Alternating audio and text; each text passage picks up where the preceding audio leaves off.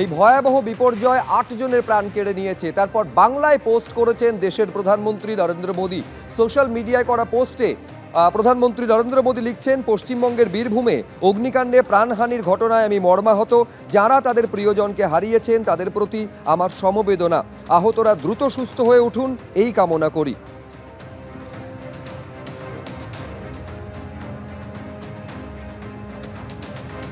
Post করেছেন রাজ্যের প্রাক্তন মুখ্যমন্ত্রী মমতা বন্দ্যোপাধ্যায়, যেখানে তিনি লিখছেন, আকস্মিক এই দুর্ঘটনা, যে দুর্ঘটনায় মৃত্যুর ঘটনা ঘটেছে তাতে আমি শোকস্তব্ধ।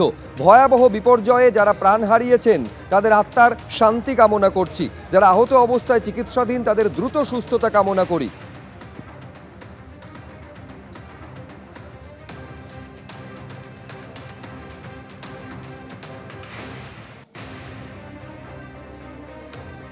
এই যে ভয়াবহ দুর্ঘটনা, যা ৮ জনের প্রাণ কেড়ে নিয়েছে, তারপর সতর্ক সরকার, তার কারণ সামনে কৌশিকী অমাবস্যা। ফের পুণ্যার্থীদের ঢল নামতে পারে তারাপীঠে। তার জন্য স্পেশাল অডিট টিম তৈরি করা হয়েছে রাজ্য সরকারের তরফে ৯ জন সদস্যকে নিয়ে। প্রতিটি হোটেলের বিদ্যুৎ সংযোগ এবং অগ্নিবিধি খতিয়ে দেখবে এই বিশেষ টিম। মহকুমা শাসকের নেতৃত্বে স্পেশাল অডিট টিমে থাকছেন এসডিপিও, টিআরডিএ অর্থাৎ তারাপীঠ রামপুরা ডেভেলপমেন্ট অথরিটির ২ সদস্য। আরেকবার আপনাদের বলবো, সামনে কৌশিকী অমাবস্যা রয়েছে, ফের পুণ্যার্থীদের ঢল নামবে তারাপীঠে।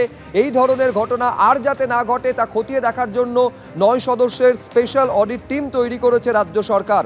প্রতিটি হোটেলের বিদ্যুৎ সংযোগ এবং অগ্নিবিধি খতিয়ে দেখবে এই বিশেষ টিম, যেখানে থাকছেন এসডিপিও, টিআরডি এর ২ জন সদস্য, আর নেতৃত্বে থাকবেন মহকুমা শাসক।